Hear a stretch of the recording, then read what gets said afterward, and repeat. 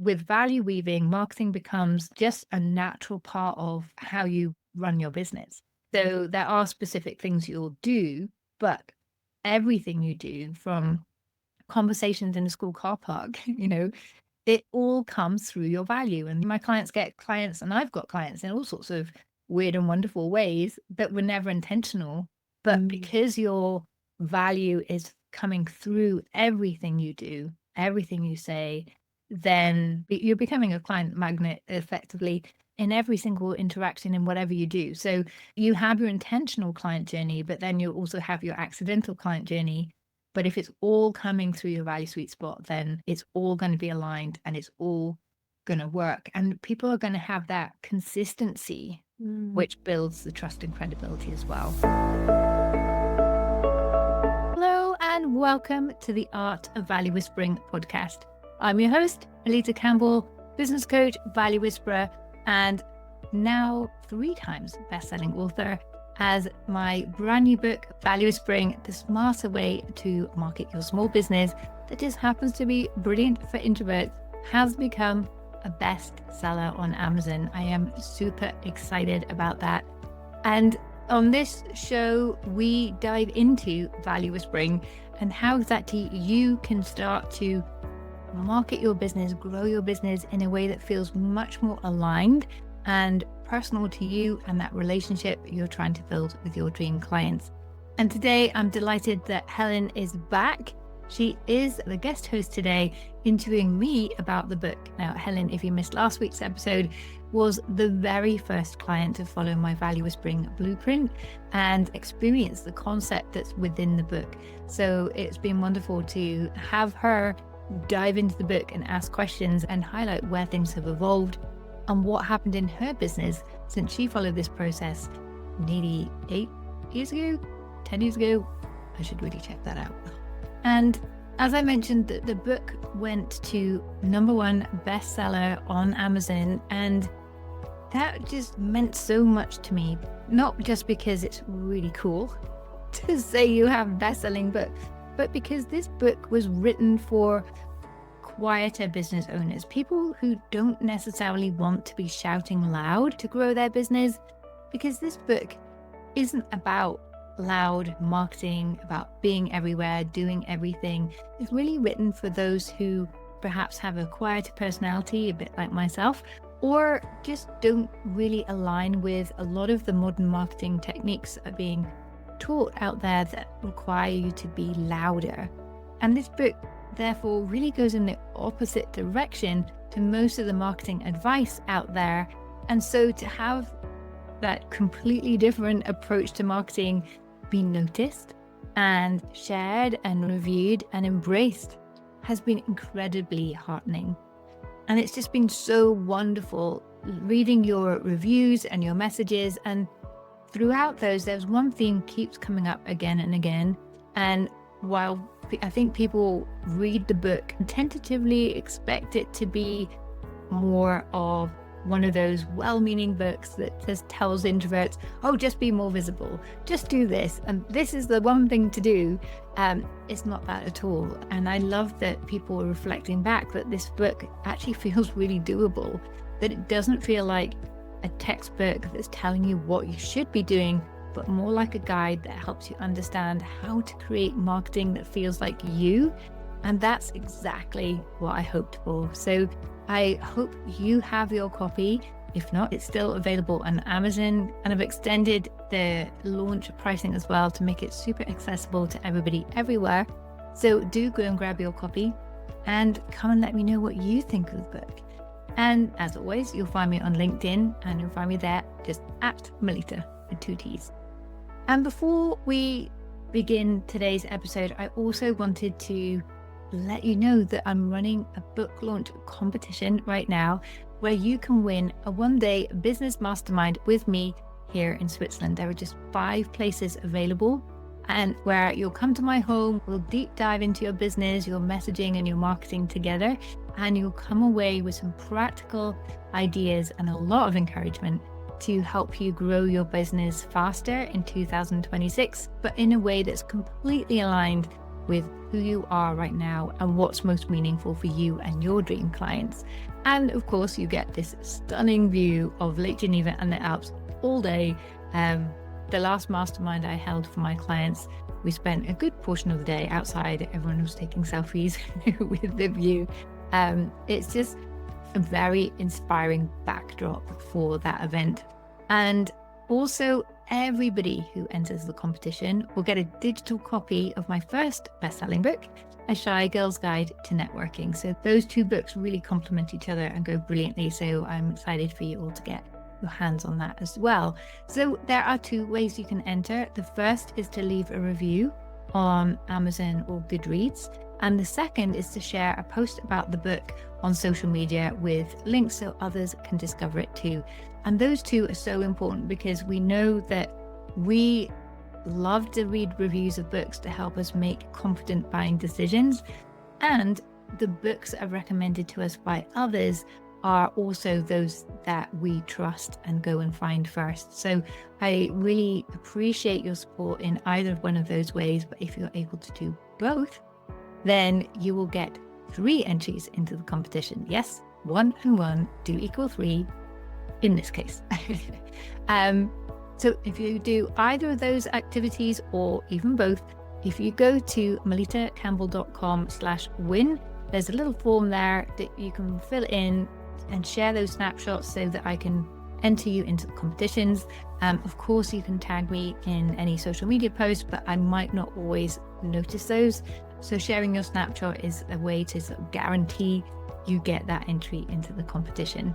So I am really looking forward to meeting some of you, inviting you to my home here in Switzerland very soon. But meantime, let's welcome Helen and dive into part 2 of the book, all about value weaving. Hi, Helen, welcome back. And I'm excited this time. Like last time, I was a little bit apprehensive, but you asked such amazing questions. Plus time, I'm excited to see what you've got in store today.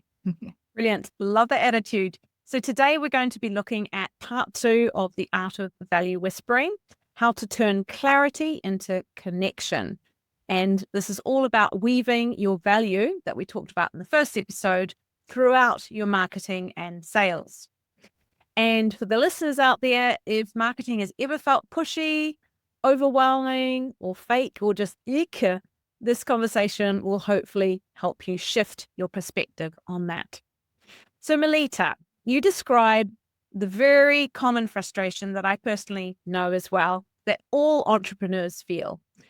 They have to do all of the things, but they don't see the results. So why does this happen and how can we avoid? Yes, great question. And, it happens, there is a lot to do, to be honest. And it's the thing that I think catches a lot of people out. They think, oh, I've got this amazing expertise. I just want to help people. I'm just going to get out there and offer it. But there's a bit more to the process than that. And when they go out and tell people, very much like we were talking about Anna's story in the last episode, it's the beginning of the book. She was just not getting the results that she wanted when she told people about what the coaching offer that she had. People were like, oh, that's nice, and walking away, because you can't just tell someone, oh, this is what I'm offering, and have them buy. It just doesn't work that way. There's a little bit more thought needs to go into it, and it helps to understand what is that client journey that they go on.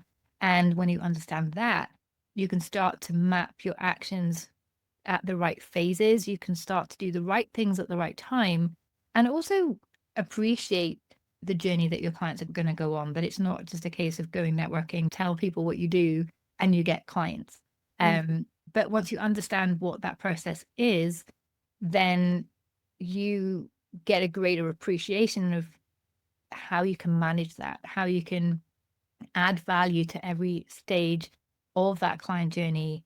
And we talked about not just communicating your value through your words, and this is how you do it, is making sure that every stage of the client journey, you're thinking, how do I want my dream client to think, feel, and do at each stage? And how do I consciously create or intentionally create the steps that encourage that to happen? We can never be sure. We can't control what happens in other people's minds, but we can control the actions we do And when you have a specific plan, so your marketing plan effectively, then you can start to see what works. You can make tweaks along the way, and you can start over time to build your process. But it takes time to build that out, to test what works, to do the fine tuning and have a system that's going to consistently bring in the clients in a way that feels comfortable for you. So it's why it doesn't work for most people, because they're doing one small thing, possibly at the wrong time to the wrong person. They don't really appreciate the whole process. I remember speaking to one lady and she goes, I've done everything with my marketing. It's just not working. But everything was, she posted twice into a Facebook group and she did an exhibition once, had some great conversations with people. She goes, but they didn't all buy. It's like, well, that's just not normal. People just don't hear about stuff and buy it.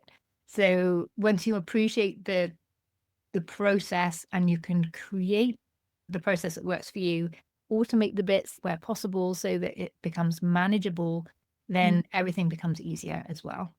Can you explain a little bit more in practice what a client journey could look like? Well, I'd liken it to, I don't talk about this in the book, but if you have a sore tummy, right? You go to the doctor and you've got a sore tummy, so you're aware that you have a problem, but you don't know what that problem is. Now, if you went to the doctor and got a sore tummy and he said, oh, you need surgery, you're like, hold on a minute, you haven't asked me any questions. So it's too soon. But the doctor doesn't do that anyway. He's going to ask a few more questions, do some tests, find out, well, what's the problem?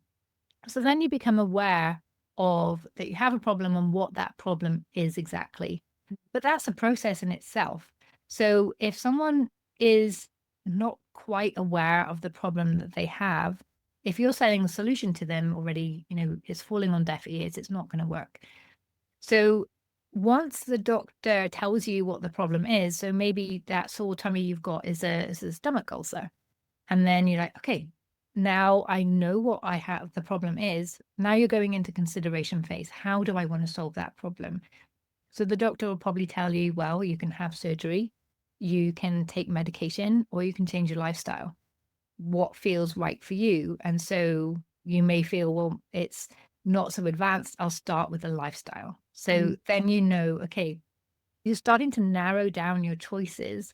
And then once it's lifestyle, think, okay, well, how do I change my diet? Do I need support for this? What kind of diet feels right for me? What is my lifestyle? And then you can start to narrow down the choice of what service provider, like what, maybe it's a health coach or a nutrition expert or coach or a dietitian or whatever, who has a system that feels like the right fit for me, that I would like to work with.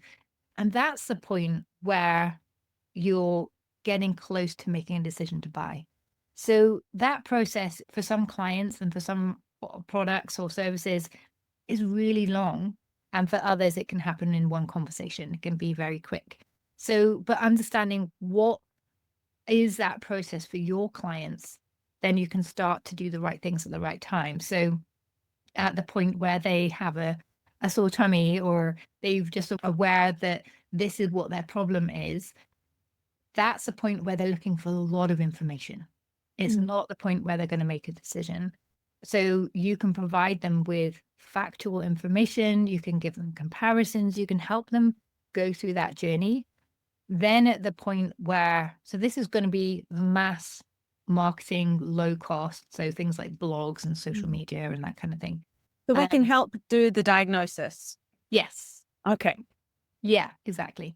And then once they're aware of what their problem is and how they want to solve it, that's the point where they're going to be making their short list of providers. And that's the point where you can have a bit more time and attention with them. So inviting them to a webinar or a demo, or so they can start to understand a little bit more.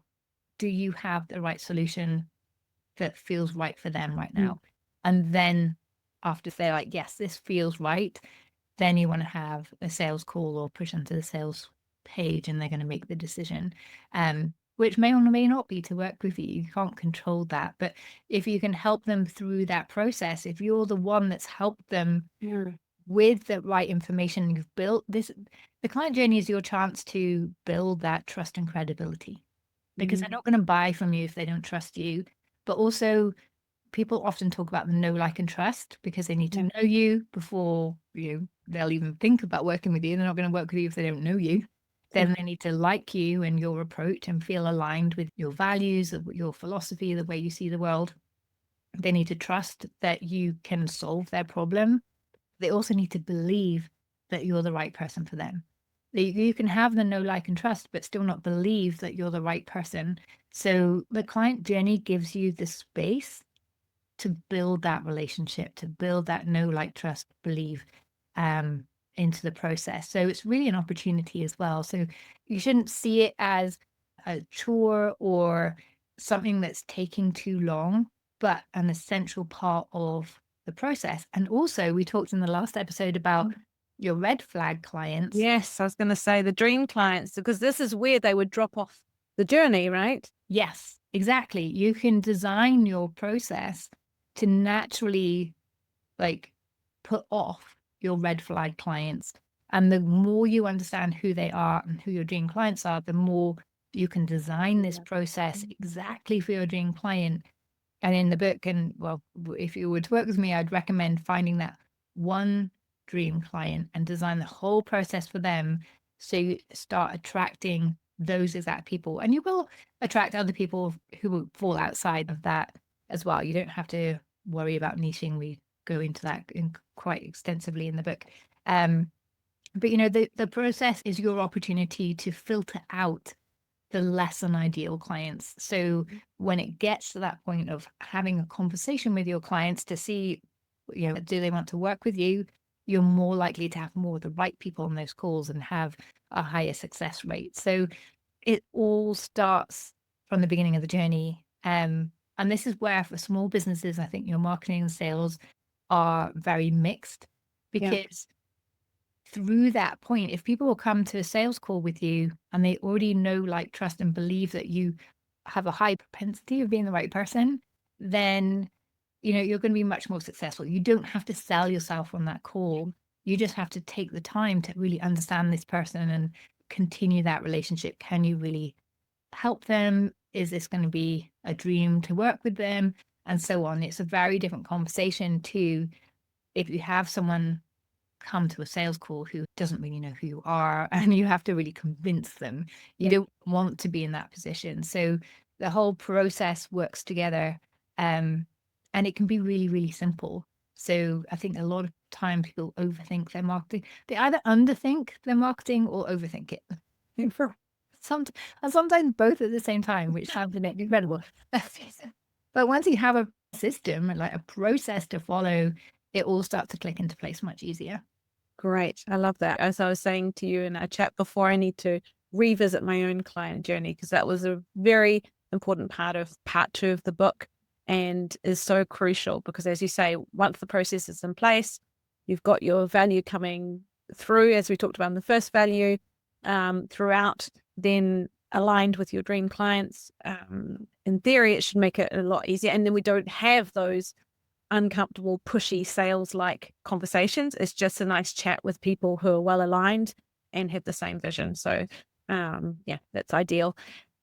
One of the concepts that's really important in part 2 is value weaving. Mm-hmm. So in part 1, we talked about the importance of true value, the value sweet spot, but then you introduce a concept of value weaving. And I love the naming of this because it's so visual, and I can imagine a lot beyond just the word as a metaphor.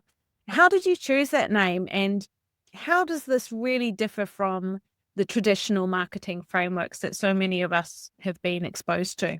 In a way, I don't think it is different to traditional marketing, but the proper marketing isn't what most people have been exposed to, which is kind of part of the challenge. So I did my degree nearly 30 years ago, and my master's degree after that as well. So I learned traditional marketing. There was no online. It was all smart cards and theoretical stuff that never actually happened in the end. But it was all about putting the customer at the heart of every decision you made.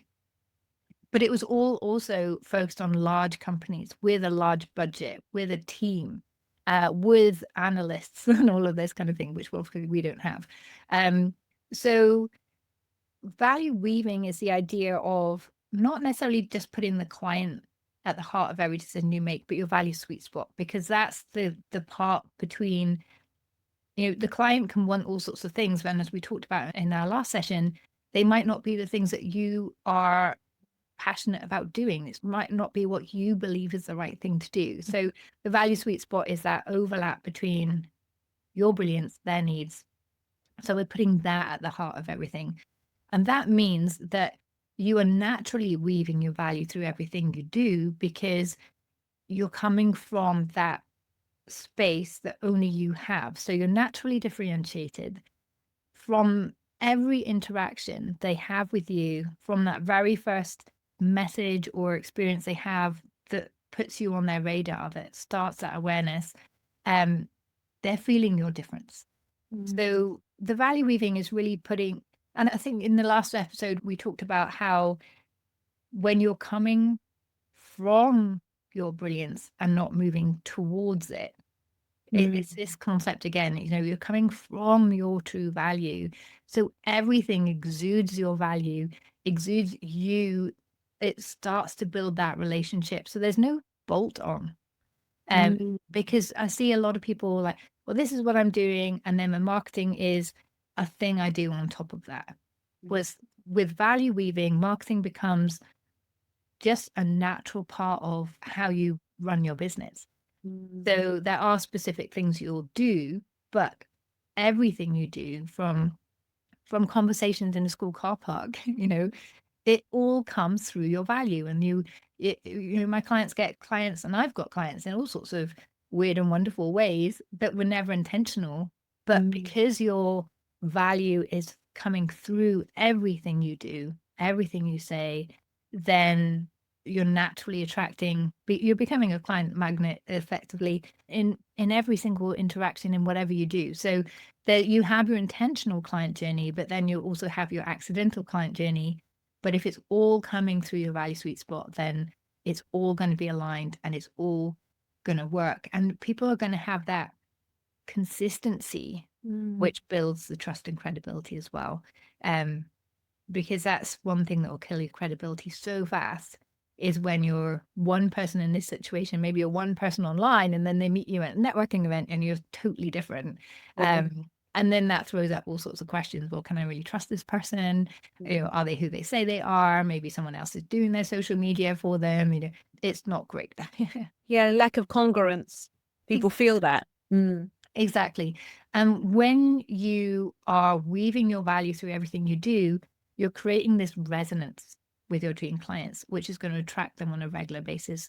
And as we say, it attracts the right people and opportunities to you, because you're not shouting louder, but you're resonating deeper. And not everyone is going to resonate with that, as that resonance is going to be like nails down a chalkboard to some people, which are your red flag clients, and they're going to go in the opposite direction. So that's good. You only want to be resonating with the right people, but it then frees up your energy and focus as well, because you're not trying to do everything. You're just trying to create your journey, your path that you feel is right for you and your clients, and that relationship and experience that you're creating for them. I don't know if it was intentional, but the word weaving is so visual for me. And it's not just the value going through everything you do, but it also pulls it together, like a fabric. And then it gives a sort of solid foundation. And I guess that goes back to what you were saying about people needing to believe you. So it's not just trust you, but believe you, that there's a solid foundation and they know what they're going to get. So I like the idea of almost, weaving together a basket or something that holds everything together. I don't know if that was intentional, but that's the way I see it. Yeah, I don't think it was intentional in the way that you see it, but I really love that. But actually, maybe it's not a basket. Actually, there was a couple of the pre-readers that read the book.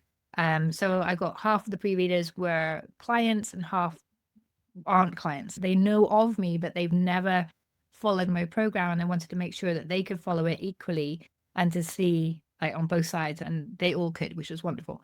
But a couple of them on both sides, the people that haven't worked with me and the people that have, said that as they went through, it felt like they were being wrapped in a warm blanket.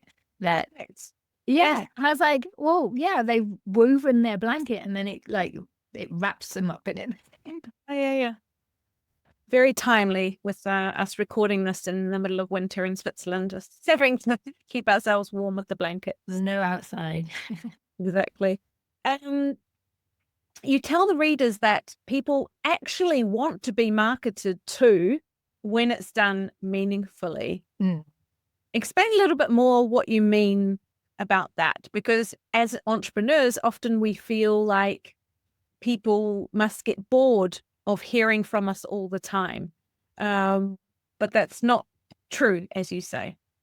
Yeah. I mean, the client journey means that, not everyone's having that problem at the same time. So, people are moving in and out of your ecosystem all the time. So, you're not always speaking to the same people is the first thing. There's lots of new people coming in, people dropping out, which is well and good and fine.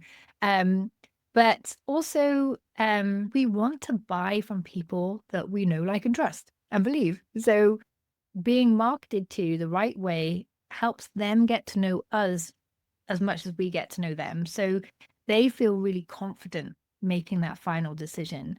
And if you have a higher ticket offer, people need that confidence. And if you offer something like coaching, like even, you do presentation coaching, and if someone comes to you and has a call with you, that's quite a vulnerable position to be in, because they have to put their hand up and say, I don't think I'm really good at this. And that's really hard. And you're not going to do that with someone that you don't already trust and believe in. So this process is so important for them as well, to feel like they're being nurtured through this whole decision-making process, which can be really difficult, particularly when it's solving a problem where we have, some we could be seen as some personal failure in some respect. And for most coaches, that's the space we're working in, helping people do better. So it's a really important part of the process. And for women especially, we like to shop as a process. If you go into a shop and someone just said, oh, this is the thing you're looking for, you'd feel a bit cheated. You want to be part of that process, to feel like someone's partnering with you through the thinking, the decision. Is this right? That's a really important part of shopping for women, is that whole, it's almost a collaborative experience. They don't want to just be told, oh, you have this problem, this is a solution. We're like, oh yeah, okay, well, you need to be a bit more invested in that. So your marketing gives your dream client that opportunity to collaborate with you and to go through that process of finding the right solution. And again, not just feeling really confident in that decision, but enjoying the process too. So there are so many things that marketing does for you and your client. It's not just about getting sales in. Hopefully that's what it results in if it's designed well. And last time we were talking about how as you gain experience, you can evolve and tweak things along the way as well. And it's very much the same with your client journey and your marketing plan, that as you see people go through, you'll see the moments where there's a bit of resistance, that you can do something differently or add an extra step in so it's nice and smooth. In the book, I give the example of running upstairs. If you run upstairs one step at a time, it's pretty easy. If you try and run upstairs 3 steps at a time, it's really hard. So it's often easier for people to have lots of small steps to follow than to have 1 or 2 big ones. Although we can only do so much, we're only human. So in the initial stages of your business, you may find you have bigger steps that you then go back and break down a little bit further. But experience will show you how to do that and what's going to make the difference. But I think marketing is really fun. It's that opportunity to make a difference, to build relationships, to learn yourself what people need, how you can create a wonderful experience for people. And you're always learning and growing through that. So you should really see it as an experiment and something to play around with. It's not a do this one thing and you will get clients. if anyone tells you that, you really want to run, because it's different for everybody. And I think that was one of the hard things about writing this book, is that I don't say, do this thing and you will get clients, because for everybody it's so different. So I had to really write it to guide people through finding that right method for themselves, which may be completely different to what anyone else is doing, but do that confidently. And people can join the community and my masterclasses that I hold on a monthly basis to ask questions as well. But I think that was one of the hardest parts of writing the book, actually, was how do I make this stand alone as a process that people can follow? Because personally, I really do not like it when I read a book and like, well, that makes sense, but how do I do that? And you're leaving with more questions than you came with. I really wanted people to be able to work through and come away with an actual marketing plan, an actual sales process that's going to help them to make a bigger difference in the world and start getting out there. And I think that's what makes this book a little bit different as well, because a lot of other marketing stuff either is all theory and no practice, or it's do this, you must be, posting 3 times a week in LinkedIn or every 10 minutes on Instagram or whatever. It's very prescriptive. And as we've said before, it's not a one size fits all. If you're truly in line with your value and you're clear on your client journey, then it needs to be tailored. I guess it might work, and I'm sure there are best practices, especially for big companies, but you're going against that. And it's like, as long as you're clear in your value and able to weave that throughout everything you do, you will find a way of marketing that is true to you, that resonates with your clients, and then they don't even feel like they're being marketed to, because you're giving value and that they're attracted to you. And when they're ready for your help, they will come and ask for it. Yeah, exactly. And part of the weaving is, well, what works for you? So, you're a public speaking coach, so doing live videos and things is natural, but for some people, they hate that. Others love writing, others really don't like that. So there are so many different, in fact, there's a mini book that goes alongside this book that people can download to go with them, because I couldn't possibly go and list. I did try. It was just so huge to go through every possible way of marketing your business and some advice on how to go about that. It just slowed the book down too much. So, okay, I'm going to put this online and people can go and get it to go alongside the book. But, there's no one way. And it depends on your skills, your experience, your background, your personality, who your clients are, how they like to receive information. There's so many different variables. There couldn't possibly be a marketing plan. And I've written this book so many times. So since I wrote my first book, A Shy Girl's Guide to Networking, this was going to be a Shy Girl's Guide to Marketing. But then I realized that's not my experience. I was a shy girl learning to network, but marketing is all I've ever done from the age of 17. So I didn't have that same perspective. And then if it wasn't that, how could I write it? And every time I wrote it, it just felt like a textbook. And so I was like, that's not what I want to create. I want to create a guide. I want to be there alongside the person, guiding them through how to do this for themselves. And then when I came across the concept of value whispering, it's like, okay, this could be the angle. But also I know that with a lot of clients, one of the things they hesitate on with their marketing is that it's going to be followed up with a sales call. And they're dreading that. So therefore, they're a bit more tentative with their marketing. So I really wanted it to flow into, okay, well, this is exactly how to have a sales call that feels like a collaboration. It feels easeful with your client and natural. And this is what happens next, because then you have to onboard your client. So it goes through the entire process, which was really important for me as well. As we said, other books dive into a small bit, but then it doesn't all line up. And I really wanted everything to flow. So it took me a few runs to kind of get the process and make sure that it had that mix of being really practical, giving as many answers as possible, but not being prescriptive. Still guiding. Yeah, but once I mapped it out, then it all came together really quickly, which I loved. So you got clear on your value and then it just flowed easily. Yeah, exactly. I'm glad that you brought up the Shy Girl Guide to Networking, because you often speak to introverts and the quieter voices. Mhm. And I know through my work that it's often these people, of which I actually consider myself a bit of an introvert as well. It's more difficult to be visible if you are a quieter voice or an introvert. And you say that value whispering ensures that no matter how soft your voice, you can resonate deeply. So not loud, but deep. I love that. But how can a quieter voice still become visible? Because the world, especially with social media at the moment, is so loud.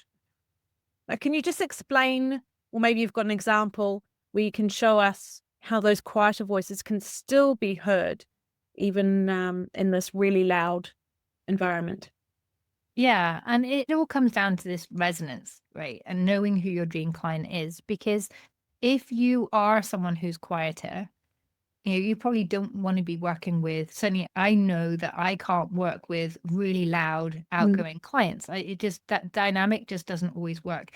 Depends on the situation, because in some cases I can be that quiet reflector for them, but it really depends on the personality. It's a bit of a fine relationship that I have to be sensitive to. Um, but people are always commenting on how they feel like I'm everywhere. That Mhm. they, and it's not that I'm everywhere, but I'm out there intentionally. I don't post that consistently. Sometimes there's 2 or 3 weeks that go by and I completely forgot to post on LinkedIn. Oh. So, but what I'm seeing is my posts from even sometimes months ago are being seen. You can see it in the notifications. People are commenting and seeing these things. And because all the messages are aligned, so they're consistent in message, in tone, in what I'm trying to get across, they're all coming through me. They're representative of me, my philosophy, my true value, all coming from my core message suite, which we talk about in a bit. Um, so they feel consistent. So even if they don't see me every day, each message builds on the one before and it has an impact on that person. They're not light, frivolous messages. And in 2021, LinkedIn named me as one of the top 16 sales influencers to follow. And later that same year, one of the 15 most authentic contributors on their entire platform. There are, I don't know how many hundreds of thousands of people on LinkedIn. Obviously, not everyone is a creator, but there's still thousands of creators. Most of them are a lot louder than me, but my message got heard and seen and Authentically. authentically, yeah, because I was just being me, and that connects with people. And I'm not changing that message all the time. You mentioned earlier, how do we keep doing that? Because our message is going to land differently with people in different times. It's almost like a fairy tale that, so I've got my magnetic messages challenge, and I've had people go through it like several times, and each time they take away something different because they're in a different space. Yeah. So even if I'm posting exactly the same content and the same person sees it maybe 3 months or 4 months apart, they're in a different space that next time. So it's going to hit them differently. I think that's so important because personally, I find myself, I need to create more. I need to find a different angle. But what you're saying is, in fact, you're going to resonate deeper with the right people if you just have really clear messages. And you've got a wonderful framework, the message framework that you have there to help us have those core messages. So I guess your idea behind that is what I'm taking away from my own is I don't need to find more content. I just need to continue to feed out the right content in the right voice, my voice, that's going to resonate. Is that right? Yes, exactly. So it's that consistency of message, not necessarily consistency of frequency, that will make the difference. And that's what is going to build that know, like, trust, belief, because you're always being the same person, even if you're saying slightly different things, but you're always coming from the same place.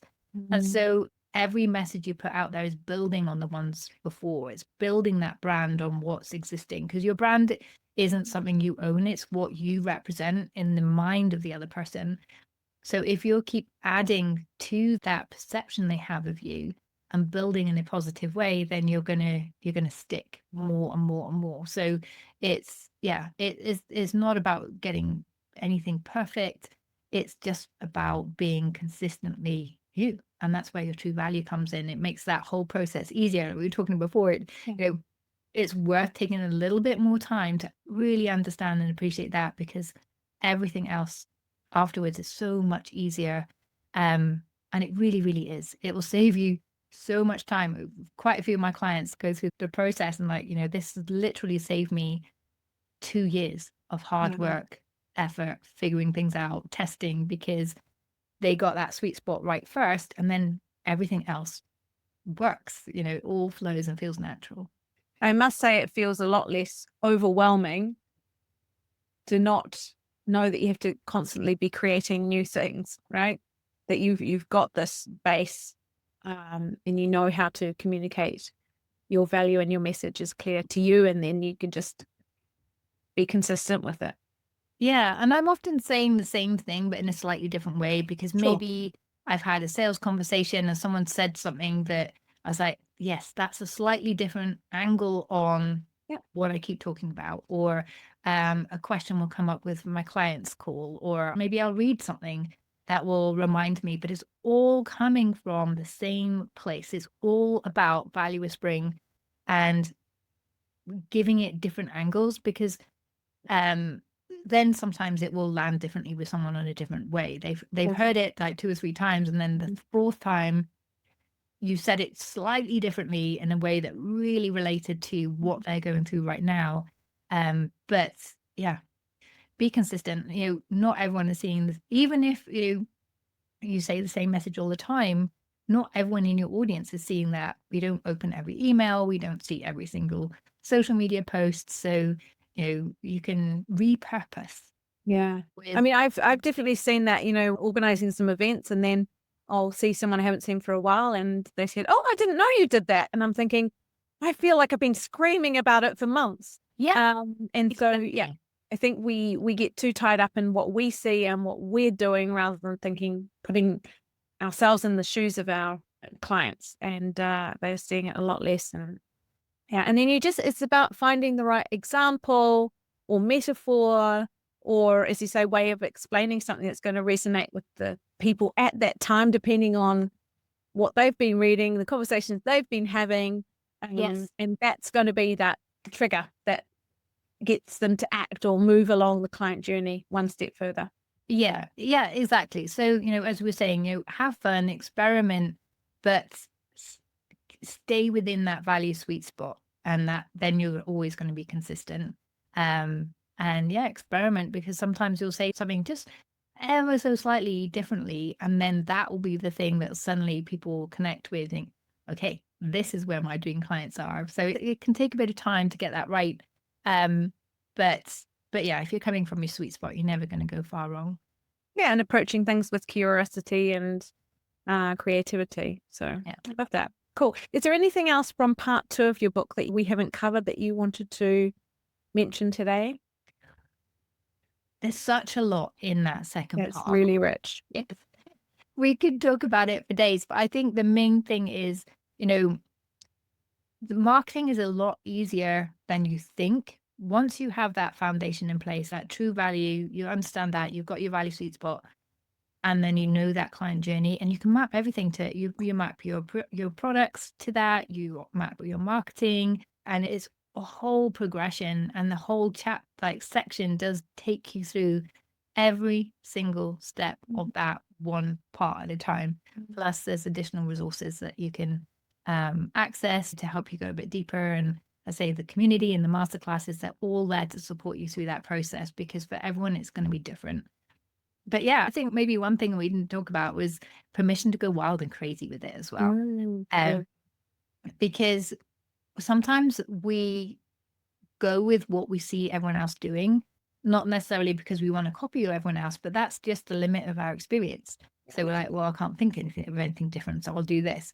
But when you allow yourself to just get really crazy about how you can really create value for your dream client and build an experience that's really unique, then you may stumble across something that's just perfect. What I love with my clients, for example, I've had lots of photographers, lots of teachers with schools, and they never come out with the same marketing plan. It's all completely different because they've taken, well, this is personal to me. This is my value sweet spot. This is the experience I want to create. Then they've kind of thought a little bit crazy as well. What if I could do this? I'd love to do that. That would be so cool. Well, why couldn't you? And then it kind of sparks us coming across something that goes along that vein, but is much more practical. So yeah, I think as you go through that whole process, be a little bit crazy too.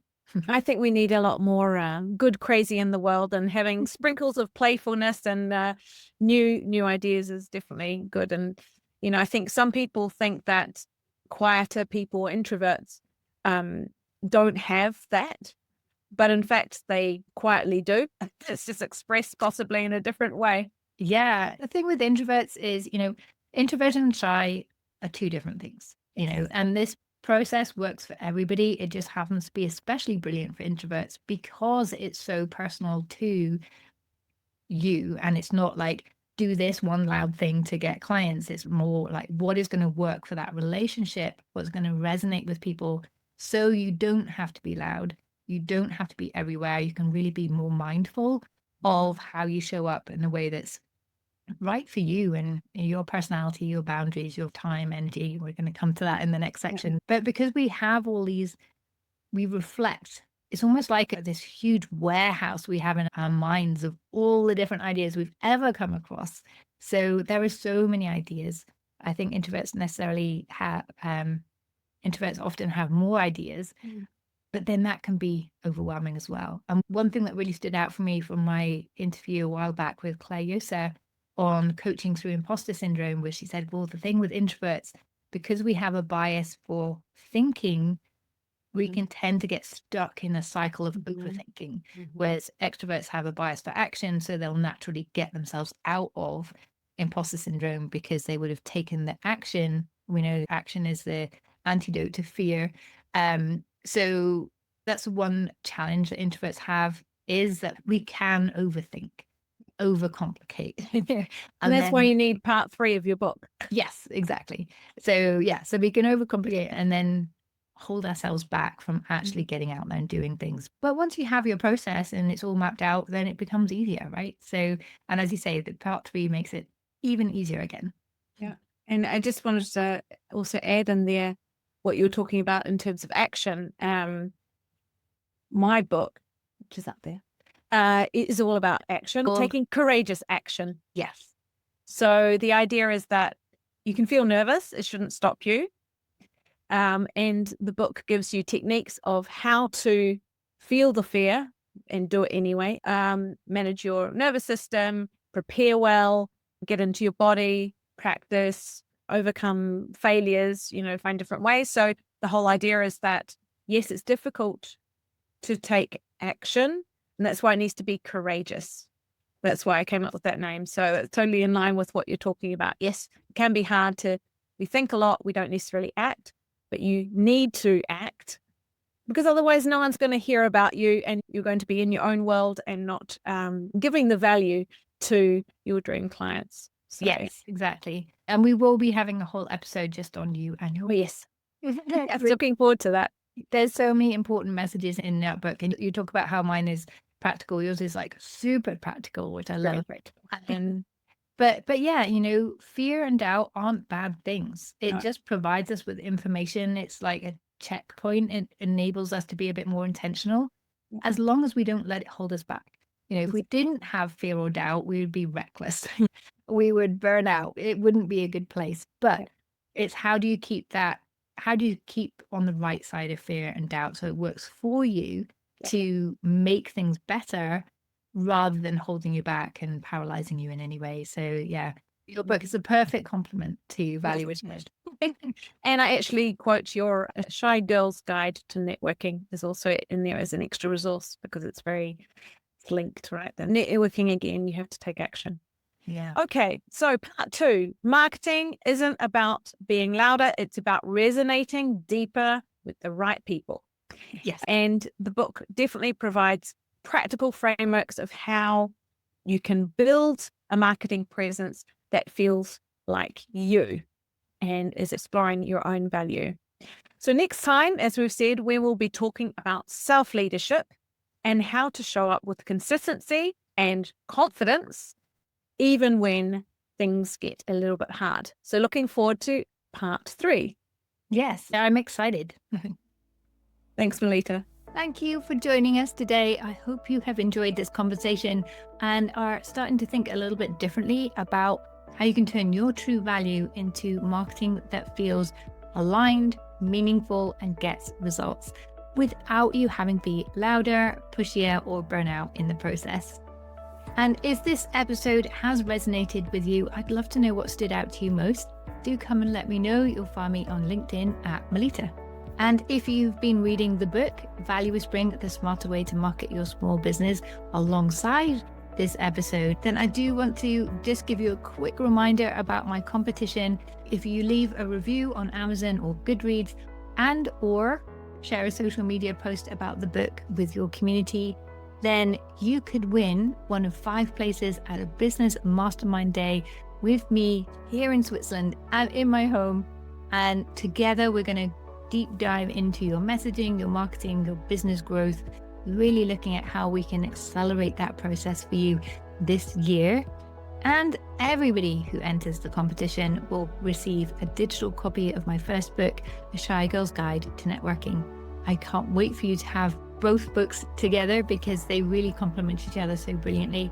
And if you want to enter, just go to melittacampbell.com/win and you'll find there all the details and the link to the form where you can share your snapshot and get your entry officially into that prize draw. So I look forward to welcoming some of you to my home here in beautiful Switzerland. Meantime, I'm Melitta Campbell, your business coach and value whisperer, and I look forward to seeing you in next week's episode. Bye.